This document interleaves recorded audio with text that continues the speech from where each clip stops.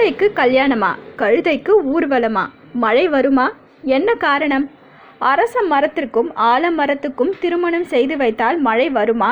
தவளை, கழுதை போன்றவற்றிற்கு திருமணம் செய்து வைப்பதால் மழை கிடைக்குமா? 2 நாட்களுக்கு முன்பு கூட மேற்கு வங்க கிராமம் ஒன்றில் ஆலமரத்துக்கும் அரச மரத்துக்கும் திருமணம் நடந்தது. 2 மரங்களுக்கும் மணமகள் மணமகன் போல அலங்காரம் செய்யப்பட்டது. ஆண்கள், பெண்கள், குழந்தைகள் மற்றும் அவர்களது உறவினர்கள் உட்பட சுமார் 3000க்கும் மேற்பட்டோர் வழக்கமான கல்யாணத்திற்கு செல்வது போல இந்த திருமணத்திற்கு பட்டு புடவை உள்ளிட்ட ஆடைகளை அணிந்து வந்தார்கள். அதைவிட முக்கியமாக சில பேர் தொலை தூரத்திலிருந்து பஸ்ஸில் கிளம்பி வந்து அந்த கல்யாணத்தில் பங்கேற்றனர். கல்யாணத்தில் எல்லோருக்கும் அரிசி மற்றும் பருப்பு கஞ்சி மற்றும் தின்பண்டங்கள் பரிமாறப்பட்டன. அதுபோலவே கடந்த வாரம் மத்திய பிரதேசத்தின் மஞ்சோர் மாவட்டத்திலும் கழுதைக்கும் திருமணம் செய்து வைக்கப்பட்டது.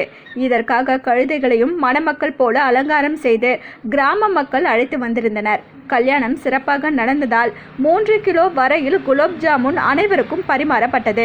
ஒவ்வொரு வருடமும் மழை வேண்டி இது போன்ற சடங்குகள் நடந்து கொண்டிருக்கின்றன. பயிர் நடவு செய்துவிட்டு விலங்குகளுக்கும் அல்லது மரங்களுக்கோ திருமணம் செய்து வைத்தால் மழை பெய்யும் என்பது கிராம மக்களின் நூற்றாண்டு நம்பிக்கையாக உள்ளது.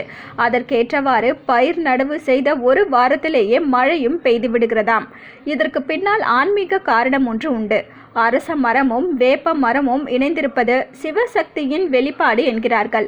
அரச மரம் சிவபெருமான், வேப்ப மரம் தேவியின் சக்தி.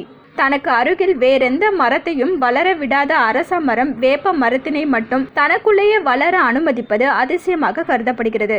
எப்போதுமே அரச மரத்தையும் வேப்ப மரத்தையும் ஒன்றாக யாரும் நட்டு வைப்பதில்லை. இவை தானாகவே ஒன்றிணைந்து வளருகின்றன என்பது அறிவியல் ஆகும். மழை வேண்டி தவளைகளுக்கும் திருமணம் நடத்தப்படுகிறது. நிலம், நீர்வாழ் உயிரினங்களான மீன், ஆமை போன்றவைகள் மகாவிஷ்ணுவின் அவதாரமாக உள்ளது.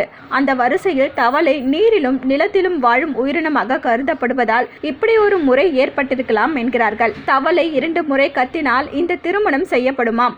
மழை பெருக்கம் அதிகமாக இருக்கும் போதுதான் தவளையின் இனப்பெருக்கமும் அதிகமாகும். தவளைக்கு திருமணம் செய்து வைக்க இதுவும் ஒரு காரணமாக இருக்கலாம் என்கிறார்கள். ஆனால் தவளை, கழுதை போன்றவற்றிற்கு திருமணம் செய்வது குறித்த அறிவியல் பூர்வமாக காரணம் எதுவும் தெரியவில்லை. என்ன வியூவர்ஸ், இது போல பல இன்ட்ரெஸ்டிங்கான நியூஸை தெரிஞ்சுக்கணுமா? அலோ சிட்டி டிவியை லைக் பண்ணுங்க, ஷேர் பண்ணுங்க, மறக்காம சப்ஸ்கிரைப் பண்ணுங்க.